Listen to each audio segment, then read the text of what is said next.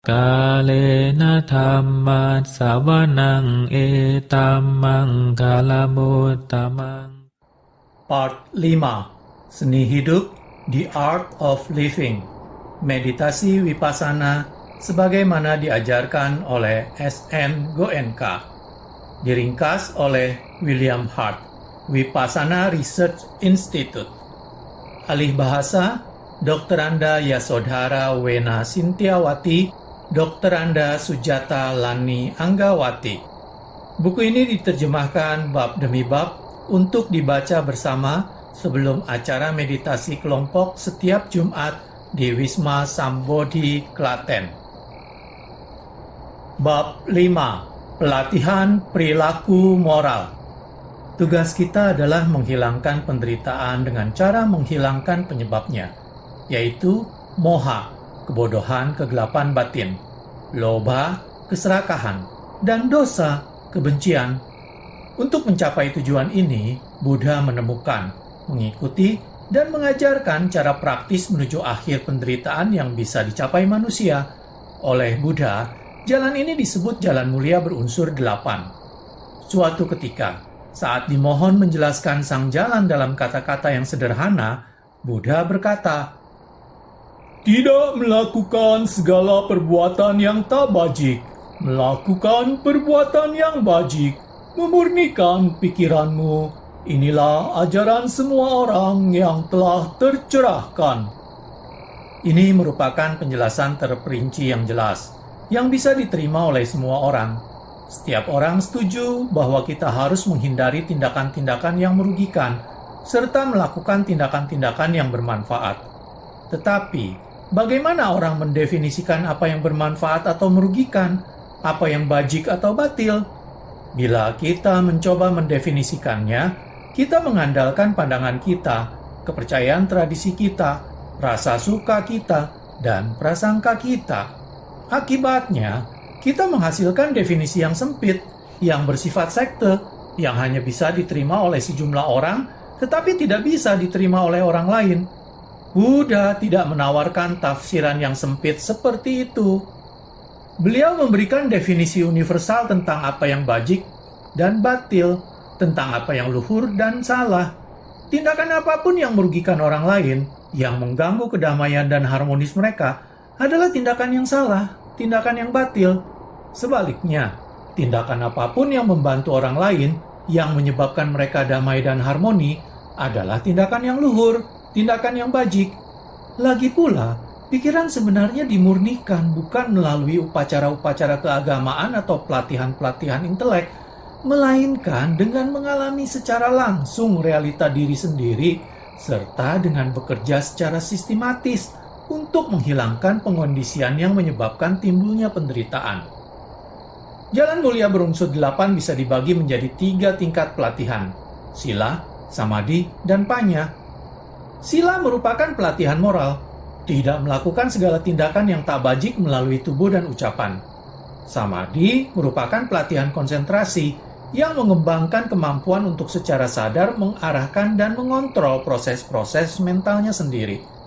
Panya adalah kebijaksanaan, perkembangan dari hasil penyucian karena melihat ke dalam, insight, masuk ke alam diri sendiri. Nilai praktik moral. Setiap orang yang ingin mempraktekkan Dhamma harus memulai dengan cara mempraktekkan sila.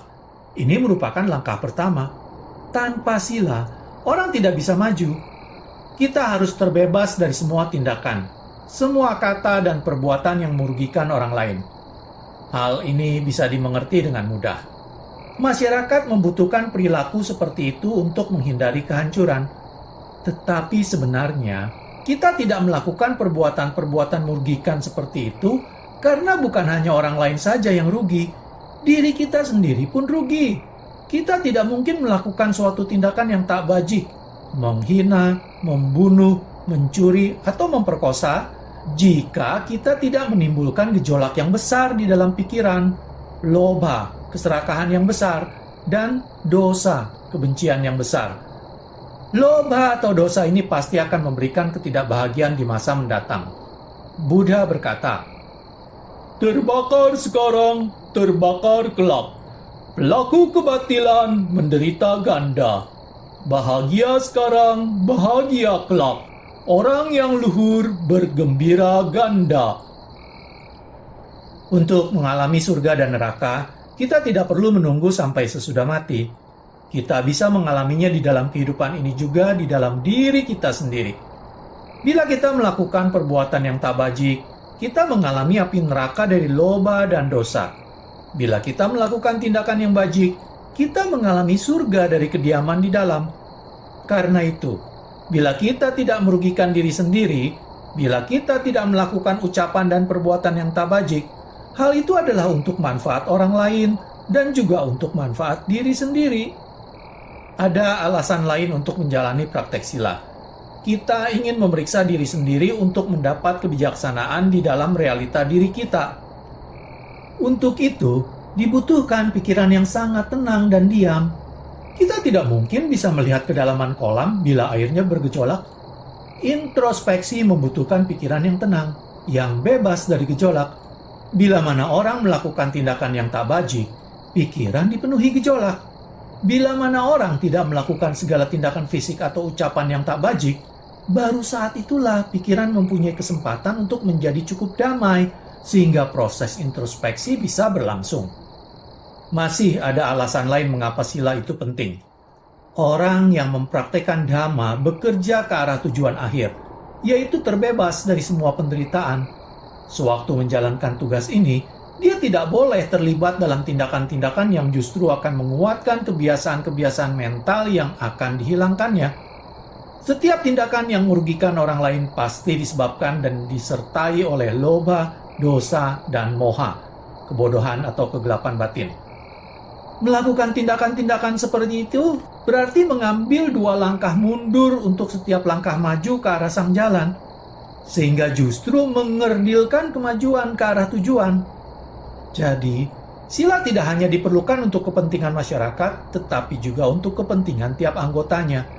Bukan hanya untuk kepentingan duniawi saja, melainkan juga untuk kemajuan pada jalan dhamma. 3 bagian dari Jalan Mulia Berunsur 8 ada dalam lingkup pelatihan sila, yaitu ucapan benar, tindakan benar, dan mata pencaharian benar. Ucapan benar. Ucapan haruslah murni dan bajik. Kemurnian dicapai dengan menghilangkan ketidakmurnian. Jadi kita harus memahami apa yang membuat ucapan tidak murni.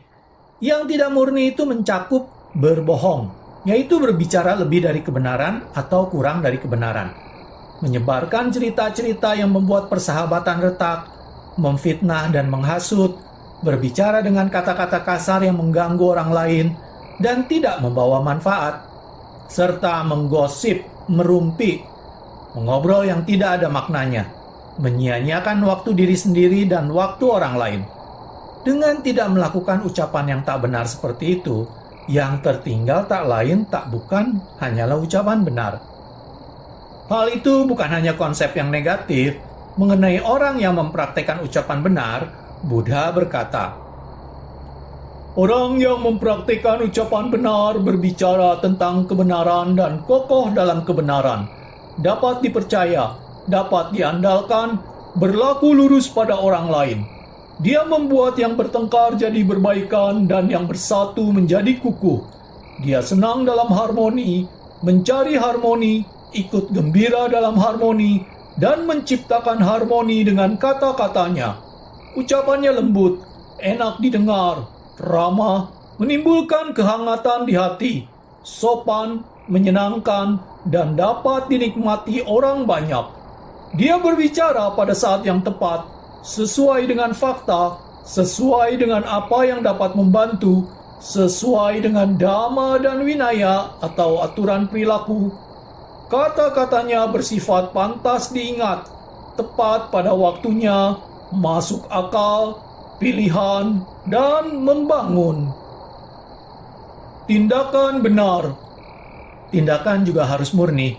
Sebagaimana halnya ucapan, kita juga harus memahami apa yang membuat tindakan tidak murni agar kita bisa menghindarinya. Tindakan-tindakan tak murni mencakup membunuh makhluk hidup, mencuri, perilaku seks yang tak benar, seperti misalnya memperkosa atau menyeleweng, dan mabuk-mabukan. yang menyebabkan indera lemah, sehingga orang tidak menyadari apa yang dikatakan atau dilakukannya. Bila 4 tindakan yang tak murni ini dihindari, yang tertinggal tak lain tak bukan hanyalah tindakan benar, tindakan bajik. Lagi-lagi, hal ini bukan hanya suatu konsep negatif. Pada saat menjelaskan tentang orang yang mempraktekkan tindakan fisik yang benar, Buddha berkata, "Dengan menyisihkan tongkat dan pedang, dia berhati-hati agar tidak merugikan siapapun. Penuh dengan kebaikan hati, melakukan yang baik untuk semua makhluk hidup, bebas dari apa yang disembunyi-sembunyikan, dia sehari hidup sebagai makhluk yang murni." Peraturan.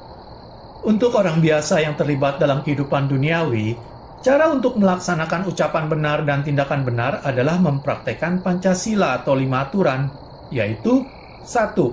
Tidak melakukan pembunuhan terhadap makhluk hidup apapun. 2. Tidak melakukan pencurian. 3. Tidak melakukan perbuatan asusila. 4. Tidak melakukan ucapan salah. 5. Tidak melakukan mabuk-mabukan. Pancasila ini merupakan kebutuhan minimum bagi perilaku moral. Pancasila harus diikuti oleh siapapun yang ingin mempraktekkan Dhamma. Tetapi, ada kalanya di dalam kehidupan ini muncul kesempatan untuk menyisihkan segala macam urusan duniawi. Mungkin selama beberapa hari, mungkin hanya selama sehari, untuk menyucikan pikiran, untuk bekerja ke arah pembebasan. Periode seperti itu merupakan saat untuk praktek Dhamma secara serius, sehingga perilaku kita harus lebih berhati-hati ketimbang biasanya. Penting sekali menghindari tindakan-tindakan yang mungkin mengalihkan arah atau mengganggu usaha penyucian diri. Karena itu, pada saat seperti itu, kita mengikuti 8 sila yang mencakup 5 aturan dasar dengan 1 perubahan. Bukan hanya tidak melakukan perbuatan asusila, tetapi sama sekali tidak melakukan kegiatan seksual. Selain itu, kita tidak makan kecuali pada waktunya, tidak makan setelah jam 12 siang, membebaskan diri dari hiburan-hiburan sensual dan perhiasan, dan tidak menggunakan tempat tidur yang mewah. Syarat hidup selibat atau tanpa seks dan aturan-aturan tambahan itu mengukuhkan ketenangan dan kewaspadaan. Ini diperlukan untuk introspeksi dan membantu membebaskan pikiran dari semua gangguan eksternal. 8 sila perlu diikuti selama jangka waktu tertentu untuk menguatkan praktek Dhamma. Bila saatnya sudah lewat, seorang awam boleh kembali pada Pancasila sebagai pegangan bagi perilaku moral. Akhirnya, ada 10 sila untuk mereka yang telah menyesuaikan diri pada kehidupan tanpa rumah sebagai petapa, samanera, atau biarawati. 10 sila ini mencakup 8 sila, tetapi sila ke-7 dibagi menjadi 2. Lalu ditambahkan 1 sila, tidak menerima uang. Petapa harus menopang diri hanya dari dana yang mereka terima, sehingga mereka bebas untuk mengabdikan diri sepenuhnya pada usaha menyucikan pikiran mereka untuk kepentingan diri mereka sendiri dan juga semua orang. Semua peraturan, baik yang 5, 8, atau 10, bukanlah rumusan kosong yang didiktekan oleh tradisi. Semuanya itu secara harfiah merupakan langkah-langkah untuk menerapkan pelatihan, sarana yang sangat praktis untuk memastikan bahwa ucapan dan tindakan seseorang tidak merugikan makhluk lain ataupun dirinya sendiri. Mata pencarian benar. Setiap orang harus memiliki cara yang benar untuk menopang dirinya sendiri. Ada 2 kriteria untuk mata pencaharian benar. Pertama, pekerjaannya itu tidak membuatnya melanggar Pancasila, karena kalau demikian, dia jelas merugikan makhluk lain. Tetapi lebih jauh lagi, dia tidak boleh melakukan sesuatu yang membuat orang lain melanggar peraturan, karena hal ini juga menyebabkan kerugian. Sarana mata pencaharian kita tidak boleh menyakiti makhluk lain, baik secara langsung atau tidak langsung. Jadi, mata pencaharian yang melibatkan pembunuhan, baik terhadap manusia maupun binatang, jelas bukan mata pencaharian benar. Tetapi, sekalipun pembunuhan itu dilakukan orang lain dan kita hanya berhubungan dengan bagian dari binatang yang sudah disembelih, misalnya kulitnya, dagingnya, tulangnya, dan lain-lain, ini pun tetap bukan mata pencaharian benar, karena kita tergantung pada tindakan salah orang lain. Menjual minuman keras atau obat terlarang, narkotik, dan lain-lain, mungkin akan menghasilkan keuntungan yang besar. Tetapi sekalipun kita sendiri tidak minum, perbuatan menjual itu mendorong orang lain untuk menggunakannya, sehingga hal itu merugikan mereka. Menjalankan kasino perjudian mungkin membuat kaya, tetapi semua orang yang datang ke sana untuk berjudi merugikan diri mereka sendiri. Menjual racun atau senjata, amunisi, bom, peluru kendali, senjata api merupakan bisnis yang menguntungkan. Tetapi hal itu melukai kedamaian dan harmoni amat banyak orang. Maka, semuanya itu bukanlah mata pencaharian yang benar. Walaupun suatu jenis pekerjaan mungkin tidak benar-benar melukai makhluk lain, jika hal itu dilakukan dengan niat agar orang lain dirugikan, itu pun bukan mata pencaharian benar. Seorang dokter yang mengharapkan adanya wabah penyakit, dan pedagang yang mengharapkan adanya masa kelaparan, berarti tidak mempraktekkan mata pencaharian benar. Setiap manusia adalah anggota masyarakat. Kita memenuhi kewajiban terhadap masyarakat melalui pekerjaan yang kita kerjakan untuk melayani orang lain dengan berbagai cara. Sebagai imbalannya, kita memperoleh nafkah.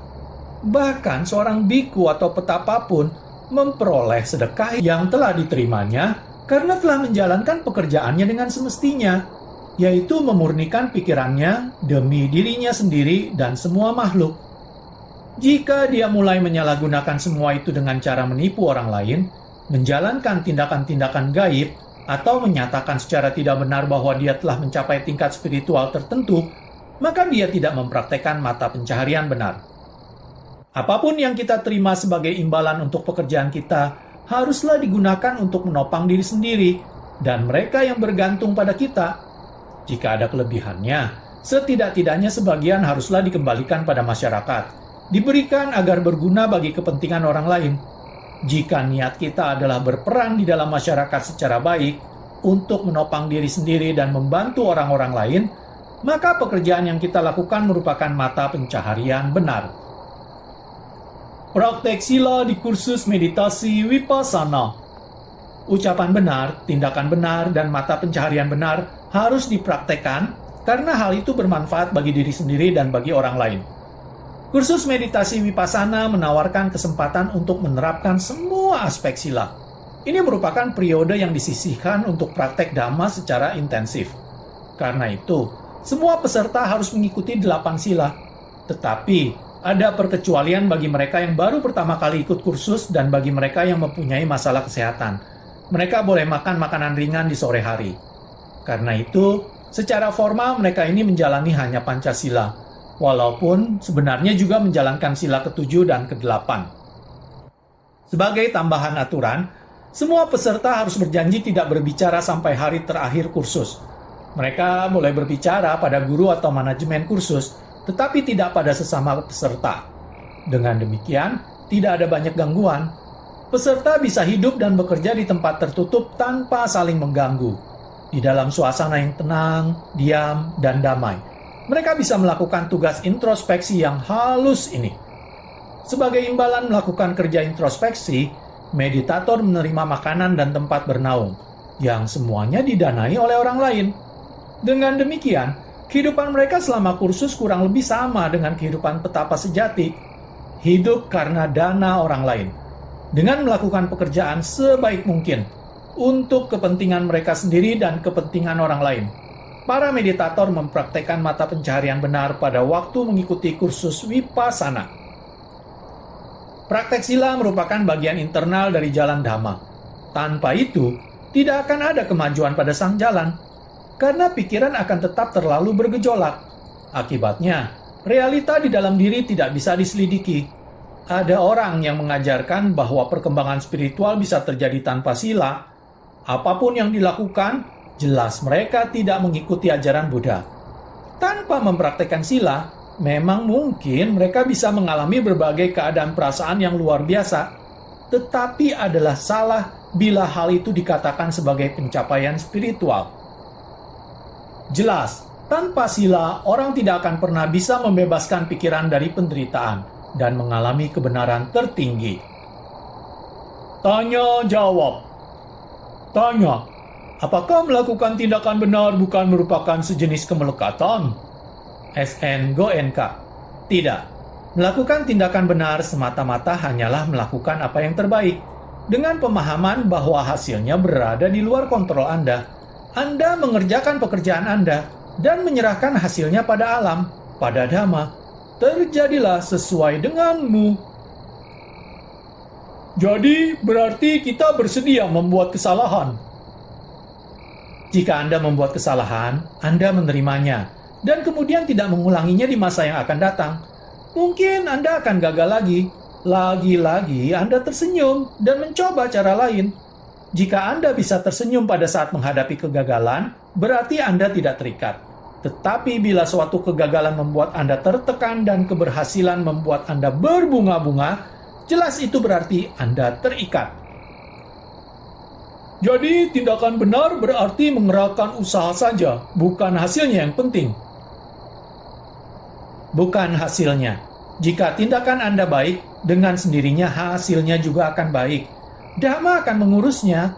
Kita tidak memiliki kekuasaan untuk memilih hasilnya, tetapi kita bisa memilih tindakan kita. Maka pastikan bahwa Anda melakukan yang terbaik yang Anda bisa. Bila kita merugikan orang lain secara tidak sengaja, apakah itu merupakan tindakan yang salah? Tidak. Dalam tindakan salah, harus ada kehendak untuk menyakiti atau merugikan orang lain. Dan dia harus berhasil menyakiti atau merugikannya. Itulah yang disebut tindakan yang salah. Sila harus tidak dijalankan secara ekstrim, karena akan menjadi tidak praktis dan tidak bermanfaat. Namun, sama bahayanya bila kita sembrono dalam tindakan kita, sehingga kita terus-menerus menyakiti atau merugikan orang lain. Lalu kita mencari-cari alasan dengan dasar bahwa kita tidak punya kehendak untuk menyakiti atau merugikan. Dhamma mengajar kita untuk selalu penuh perhatian dan kewaspadaan. Apa perbedaan perilaku seksual yang benar dan salah? Apakah itu pun merupakan persoalan kehendak? Tidak. Seks mempunyai tempat yang layak di dalam kehidupan rumah tangga. Seks tidak seharusnya ditekan secara berlebihan, karena kehidupan selibat yang ditekan akan menimbulkan ketegangan yang mengakibatkan lebih banyak masalah, lebih banyak kesulitan.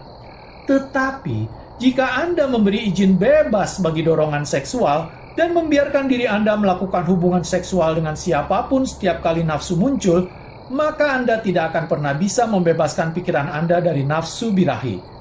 Dengan menghindari dua ekstrim yang sama berbahayanya ini, Dhamma menawarkan jalan tengah, suatu ekspresi seksualitas yang sehat yang masih mengizinkan perkembangan spiritual, yaitu hubungan seksual antara satu laki-laki dan satu perempuan yang saling memiliki komitmen.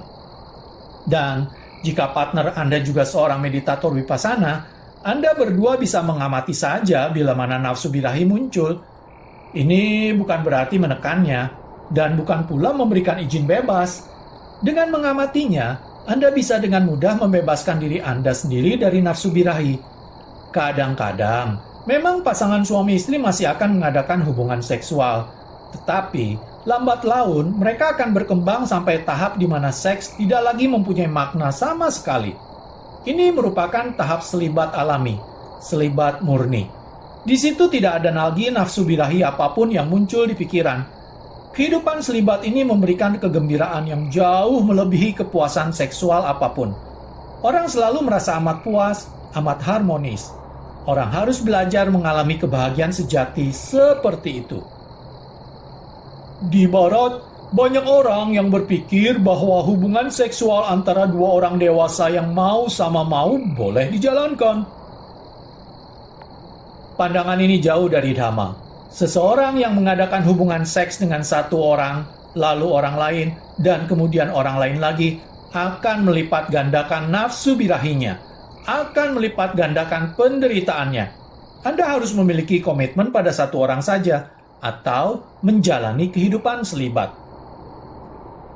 Bagaimana pendapat Anda tentang penggunaan obat-obat bius sebagai alat untuk mengalami berbagai jenis kesadaran, berbagai realita lain?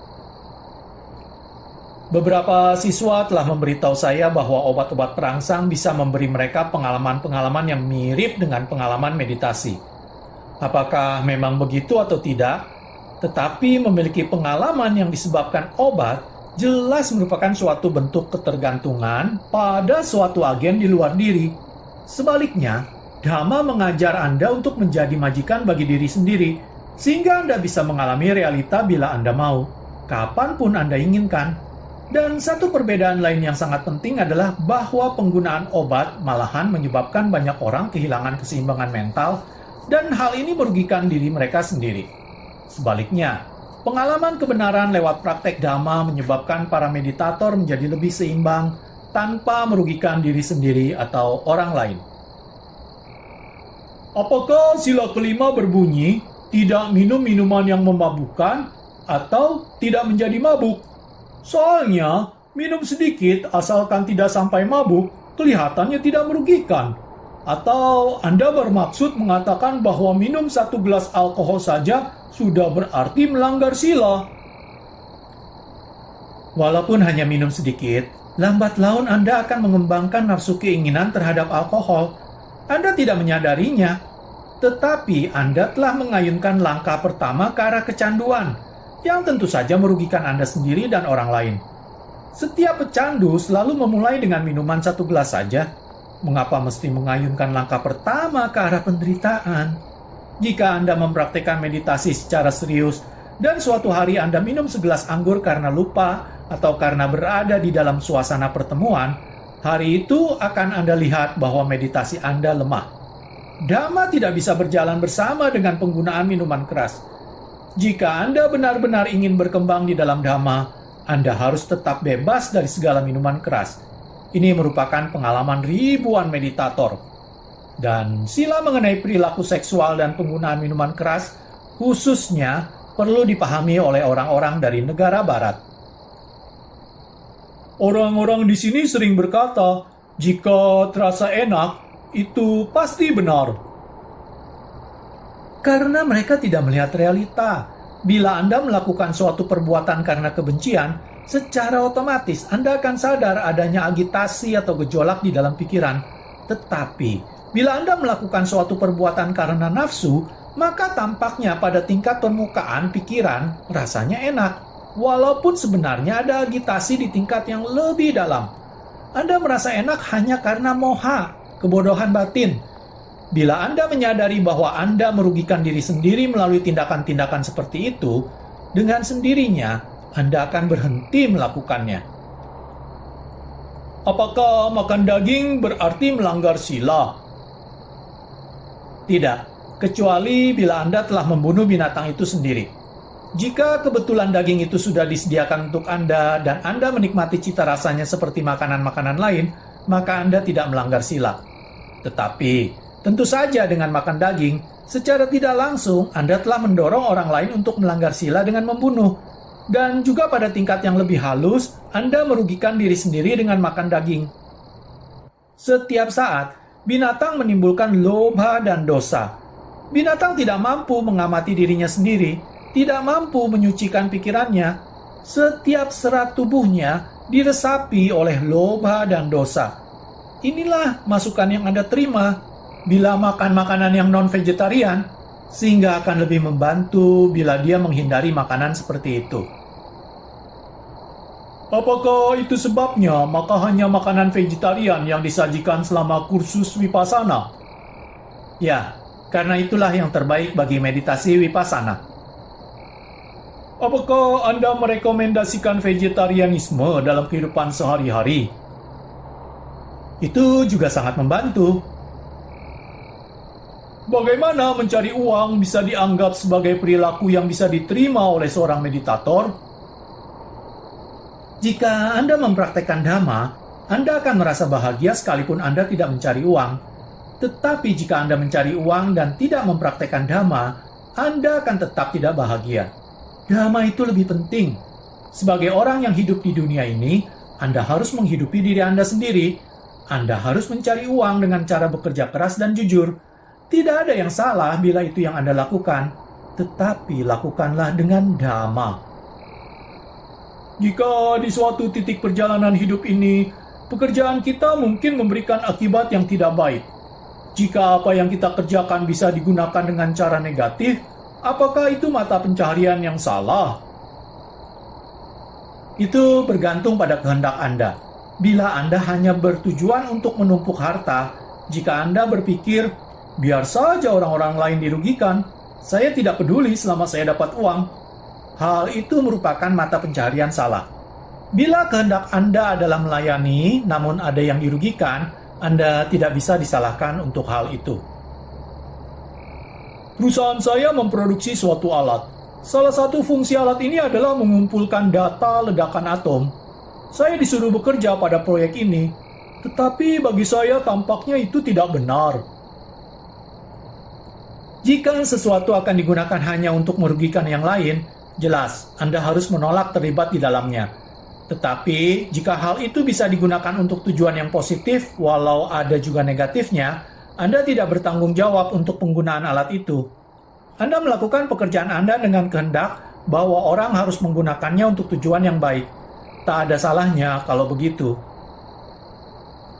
Apa pendapat Anda tentang pacifism atau paham sukadamai? Jika yang Anda maksudkan dengan pacifism ini adalah tidak adanya tindakan ketika menghadapi agresi, jelas itu salah. Dhamma mengajar Anda untuk bertindak dengan cara positif, untuk bertindak praktis. Bagaimana dengan bentuk perlawanan pasif seperti yang diajarkan oleh Mahatma Gandhi atau Martin Luther King Jr.? Bergantung pada situasinya. Jika seorang agresor tidak bisa memahami bahasa lain kecuali bahasa kekuatan, kita harus menggunakan kekuatan fisik. Tetapi kita harus selalu mempertahankan ketenangseimbangan. Kalau tidak demikian halnya, kita harus menggunakan perlawanan pasif, bukan karena takut, melainkan sebagai tindakan keberanian moral. Inilah jalan Dhamma, dan ini pula lah yang diajarkan Gandhiji.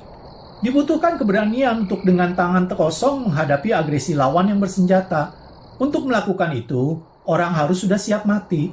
Kematian toh akan datang kapanpun. Orang bisa mati dalam ketakutan atau dalam keberanian. Kematian Dhamma tidak mungkin terjadi dalam ketakutan. Gandhiji selalu berkata pada pengikutnya yang menghadapi lawan yang keras, "Biarlah luka-lukamu ada di dadamu, bukan di punggungmu." Beliau berhasil karena Dhamma yang ada pada dirinya. Anda sendiri berkata bahwa orang bisa memiliki pengalaman meditasi yang luar biasa tanpa mempertahankan sila.